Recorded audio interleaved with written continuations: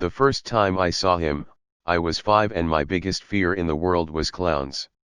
My dad had won a clown doll from an amusement park and it had occupied the place of honor on our mantle for days. Ever since, I'd been having a string of nightmares involving the doll coming to life and chasing me around the house. I remember running away in tears when I crashed into the nightmare merchant. He was a tall, stooped man dressed in a purple pinstripe suit and a fedora. His face is always a blur in my memories, but I remember he was pushing a covered cart that was making all kinds of strange noises. Burble. Crank. Gloop. Hey kid, he said, tipping his fedora. I'll trade you a nightmare for a nightmare. What do you say? Who are you? I sniffled out. Just your friendly neighborhood nightmare merchant, he told me, taking me by the hand and swinging me around. Tell you what. I'll give you a freebie this time and get rid of that old washed-up comedian there for you. No charge. What do you say?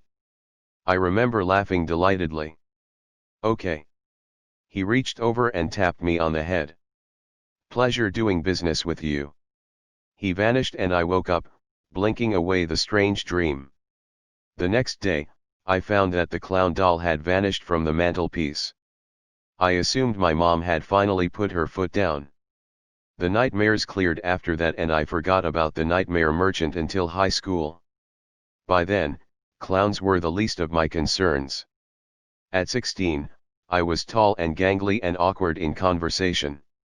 Meanwhile Jenna Finkel, who had been my best friend all throughout our childhood, had decided she could find cooler people to hang out with.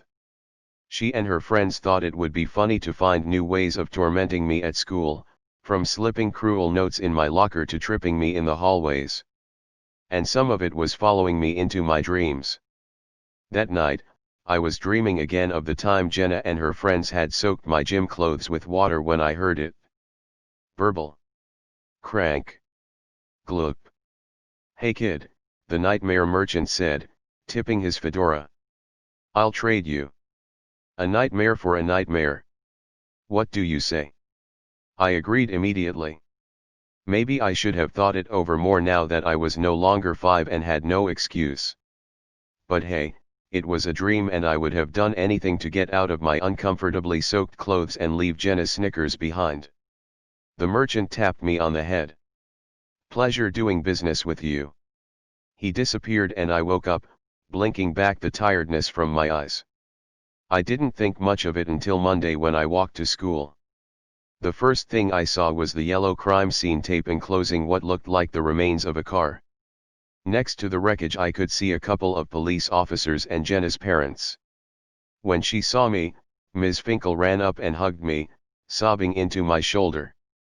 The Finkels still thought Jenna and I were close and neither of us had informed them otherwise.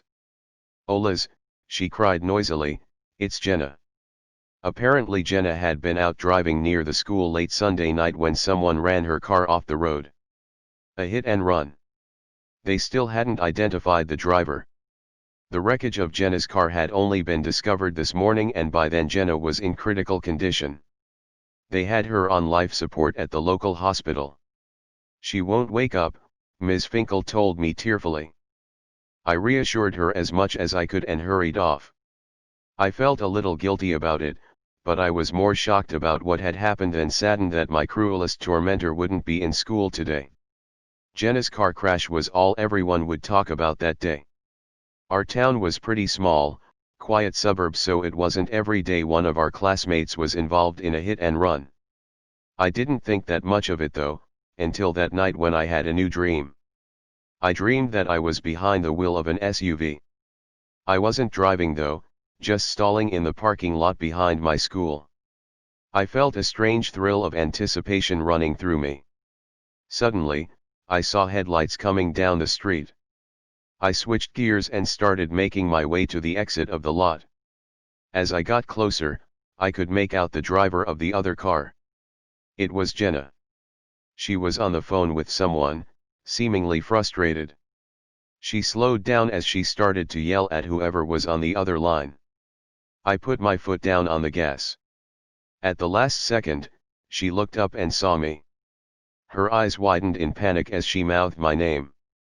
She tried to swerve her car off the road, but by then it was too late. I burst awake breathing heavily, the image of Jenna's broken body still burned into the backs of my eyes. I took a few breaths. No matter how lifelike that dream had been, there was no way it was real.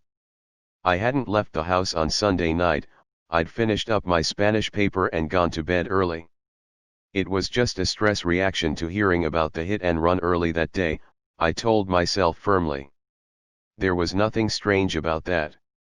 Still, something made me check the garage, where I found our SUV just where I'd parked it, only with a large dent across the front and a shattered headlight.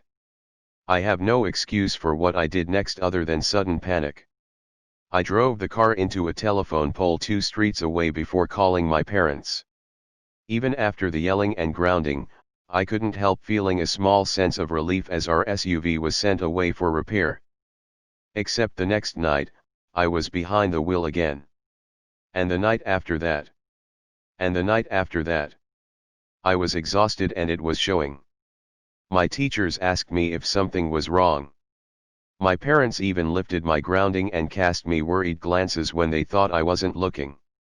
It was hard to get a good night's sleep when all you could dream about was running over your ex-best friend. The nightmare merchant showed up in the passenger seat on the 7th night as I sat idling in the parking lot again. I was struggling to take my hands off the wheel, to open the door of my car, anything, but the dream kept me pinned exactly as I was. As soon as he appeared, I turned to him.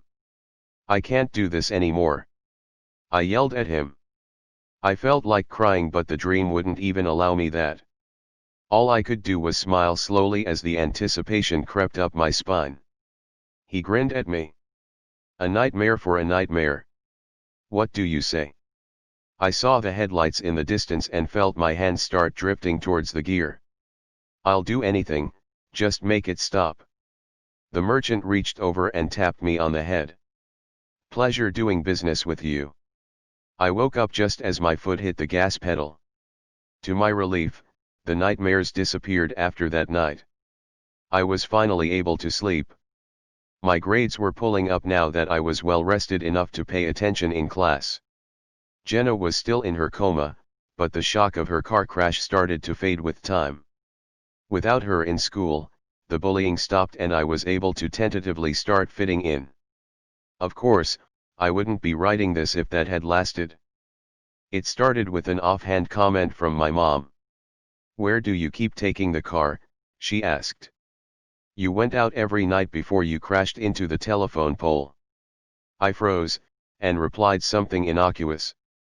But I felt anxious the entire day, and that night I had the worst nightmare of my life. I knew it wasn't a regular nightmare when I opened my eyes to find myself in the second-floor hallway. I was under the same spell from Jenna's accident, and I found myself completely aware yet helpless as I mechanically turned to face my mom. As with all dreams, I knew without explanation that my mom was here to speak with me. "Honey," my mom was saying, a serious look on her face. "I know Jenna hasn't always been kind to you. But if you know anything at all, she cut off to clear her throat. "If you had anything to do with." No expression crossed my face as I reached out and shoved my mom down the stairs. I screamed internally as her eyes widened in shock as she fell backward.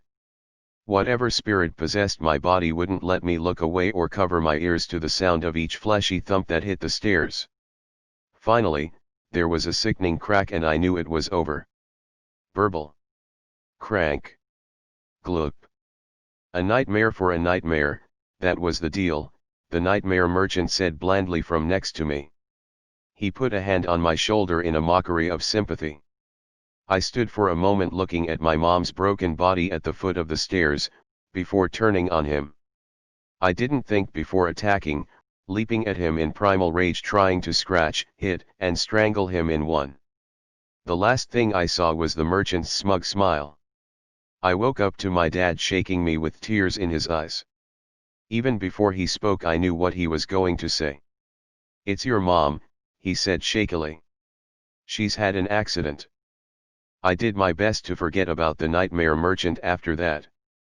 I couldn't just stop having nightmares, but I trained myself to ignore the purple pinstripe suit and the covered cart whenever I saw them out the corner of my eye. At least until recently. You see, last week Ms. Finkel phoned me to let me know Jenna had opened her eyes. She was still on life support and hadn't said a word yet, but she'd regained consciousness. It's strange, she keeps mouthing something, Ms. Finkel confided in me. The doctors think it must be something related to her accident, perhaps the last thing she remembers saying. The thing is, I already know exactly whose name Jenna had mouthed before the crash. And soon, so will Ms. Finkel. I know what I'm going to dream about tonight because I've been having the same nightmare for the last 6 days. I'll be sitting at home when the doorbell rings. I'll open the door to see Ms. Finkel and 2 policemen on my front step. The police will start reading me my rights as Ms. Finkel glares at me hatefully.